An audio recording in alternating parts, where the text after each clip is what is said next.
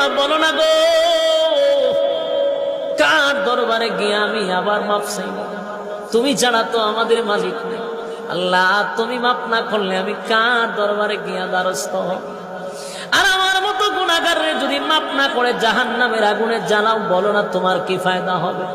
তোমার কি লাভ হবে? এইভাবে 40 দিন টানা কান্না শুরু করছে।